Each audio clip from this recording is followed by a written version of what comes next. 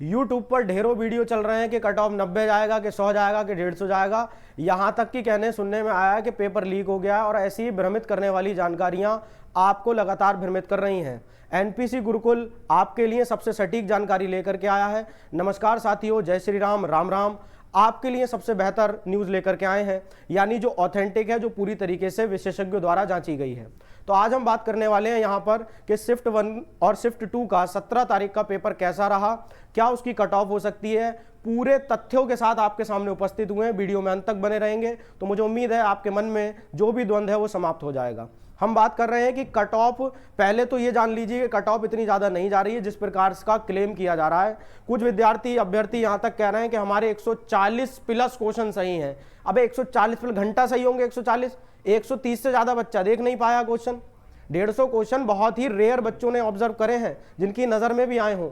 इतना बड़ा पेपर होने के बाद जो लोग ऐसा क्लेम कर रहे हैं कि 140 प्लस नंबर लेकर के क्वेश्चन हमारे सही हो रहे हैं, वो बिल्कुल बेबुनियादी है, वो बिल्कुल बेकार बात है। अगर ऐसी बातें सुनकर आप भी डिमोटिवेट हो रहे हैं, आपका भी मनोबल डाउन हो रहा है, नीचे की तरफ जा रहा है, तो आप बिल्कुल ऐसे लोगों को सुनना बंद कर दें। आप सिर्फ और सिर्फ एनपीसी गुरुकुल की जो ऑथेंटिक जानकारी है उस पर भरोसा रखें।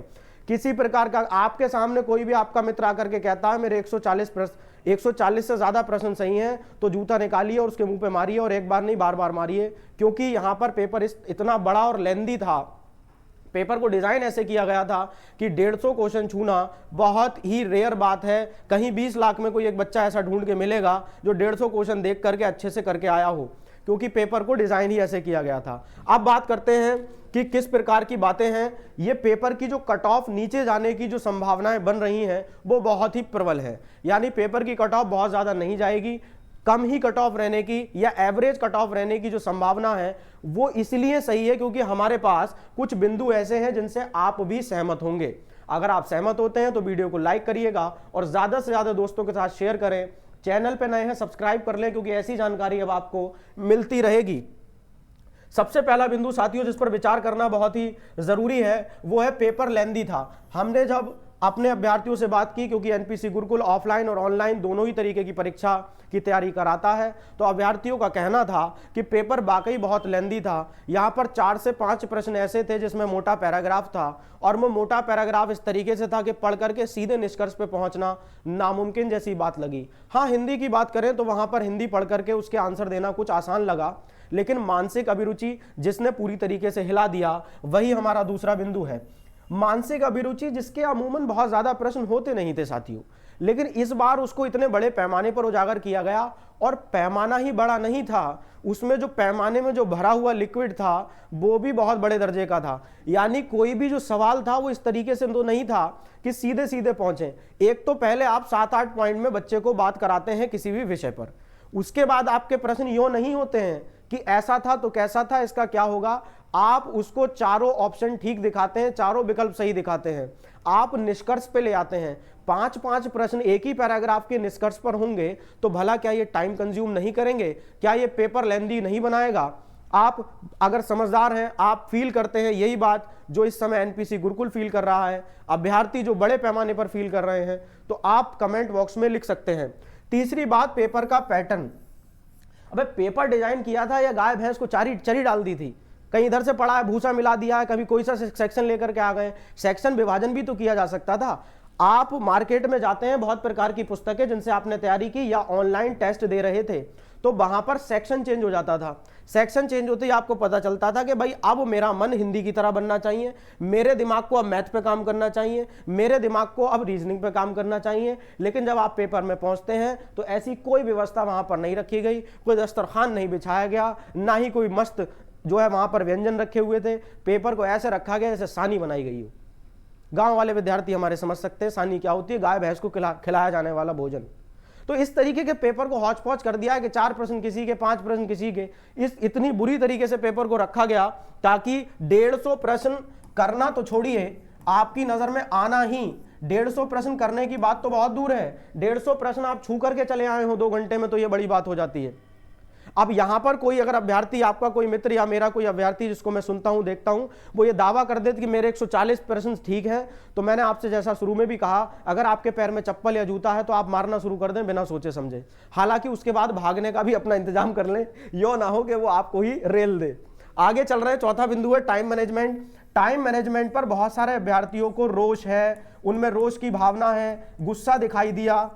उन्होंने ये कहा, जब एनपीसी गुरुकुल की टीम ने बात की कि पेपर तो गुरुजी कर सकते थे, पेपर तो कर सकते थे, लेकिन टाइम मैनेज नहीं हो रहा। उसका कारण जो निहित है वो ऊपर के 3 बिंदुओं में निहित है। पेपर को बुरी तरीके से डिजाइन करना, पेपर में मानसिक अभिरुचि का ज्यादा और जटिल आना, पेपर लेंदी बन जाना। पेपर लेंदी तभी बन जाता है, देखिए अब ऐसा तो है नहीं कि सारे प्रश्न चौड़े चौड़े कर दिए गए हों, और करने भी पड़ेंगे क्योंकि देने का तरीका है, लेकिन वो पेपर ना डिजाइन इस तरीके से किया कि जो छात्र हैं, अभ्यर्थी, प्रतियोगी हैं जो परीक्षा दे रहे हैं, उनको पेपर लेंदी लगने लगा। साथियों, ये तो बात रही पेपर की। अब जो लोग बाजार में अफवाह फैला रहे हैं कि कट ऑफ इतनी रहेगी, कट ऑफ उतनी रहेगी, साथियों मैं आपके साथ कुछ तथ्यों पे चर्चा करूंगा, और ये कट ऑफ बिना फिजिकल की होगी। यानी अभी हम रॉ कट ऑफ बता रहे हैं आपको, कच्ची कट ऑफ जिसे कह सकते हैं, जो सिर्फ और सिर्फ लिखित परीक्षा पे आधारित है।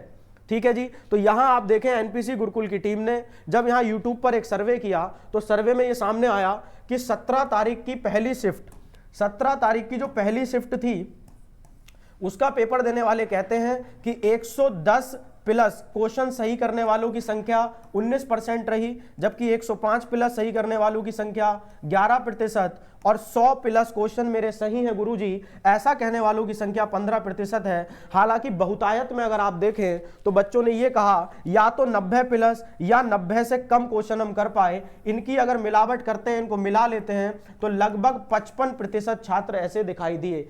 आधे से ज्यादा छात्रों का यह मानना है कि हमारे या तो 90% ठीक है या 90 से कम ठीक है। क्या यह पेपर को जटिल बनाने के लिए, हमारी बात कहने के लिए काफी नहीं है? एक और सर्वे एनपीसी गुरुकुल टीम ने कराया, जो शिफ्ट 2 को लेकर के कराया गया, दूसरी शिफ्ट 17 तारीख की। वहां पर 110 से ज्यादा प्रश्न सही होने की बात 18% विद्यार्थियों ने कही, 100 से ज्यादा प्रश्न सही होने की बात 32% जो है विद्यार्थी उन्होंने कही, जबकि 90 प्लस और 90 से कम वाले फिर से 29 और 21 को अगर हम मिलाते हैं तो ये 50%। जी हाँ, 50% बच्चा जो पेपर दे के आया है वो ये मानता है कि मेरे 90% ठीक है या 90 से कम ठीक है। बाकी 50% बच्चे इस बात पर एग्री करते हैं कि हाँ मैं 110 हूं। अब ये दोनों आंकड़े देखने के बाद आप उन चमनलाल छुचुंदरों को क्या कहना चाहेंगे जो आपसे ये कह रहे हैं कि मेरा 140% ठीक है, 140 से ज्यादा % ठीक है? गांजा पिए हैं, भांग पिए हैं, या किस प्रकार का सस्ता नशा करके वो लोग बाजार में घूम रहे हैं? आपको ये जानने समझने की जरूरत है साथियों। एनपीसी गुरुकुल आपके लिए कोई ऐसे बेबुनियादी दावे नहीं करता है।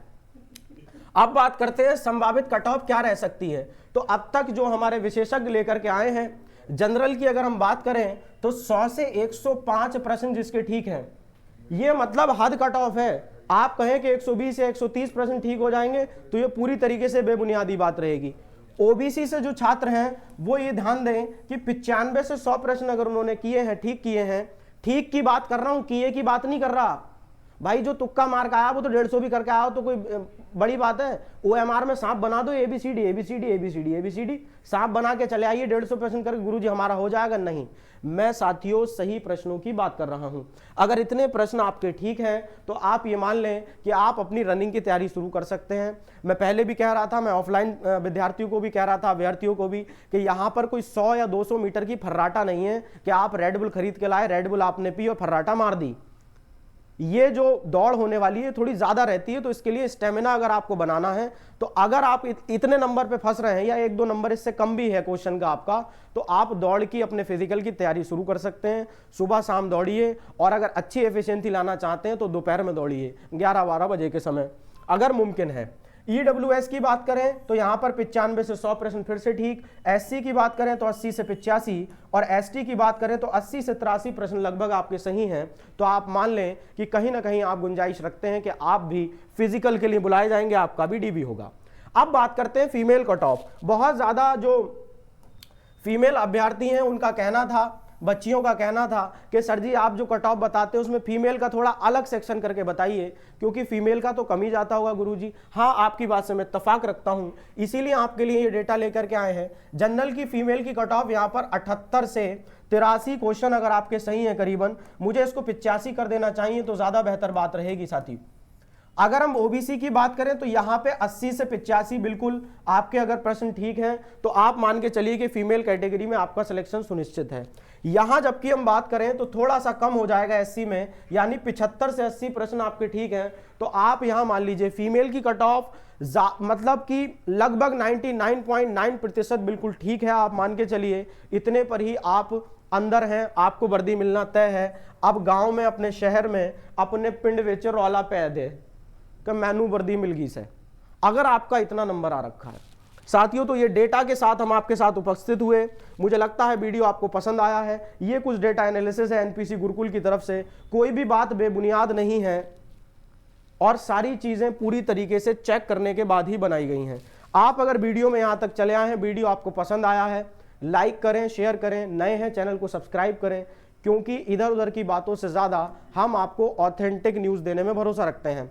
अब जो अभ्यर्थी कांस्टेबल की परीक्षा देने के बाद अभी तक इसी कहानी में डूबे पड़े हैं, पेपर लीक हुआ है, अरे पेपर कैसे नहीं लीक हुआ, पेपर तो भाई साहब बहुत पैमाने पे लीक हुआ।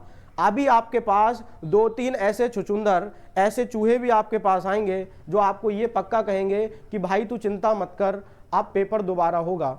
ऐसे लोगों की बात बिल्कुल ना सुने। ऐसे लोगों से कहें कि बाहर वाला जो कमरा है उसमें आप जा करके बैठिए, हो सके तो लात मार के उन्हें भगा दें। पेपर दोबारा करने की ना तो सरकार की कोई मंशा नजर आती है और ना ही हमें उम्मीद है। यही एक सही तथ्य है। आप अगर ख्याली पुलाव बना लें, अरे पेपर दोबारा होगा, मैं तो दोबारा पढ़ूंगा, तो आप किसी दूसरी भर्ती के लिए पढ़ सकते हैं, जिसके लिए इसी चैनल पर तैयारी कराई जाएगी। जैसे एसआई और पीएसी की जो भर्ती अब आने वाली है हमारे सामने, जो हुआ सो हुआ, मत कहो बुरा उसको, वक्त टल चुका है साथियों।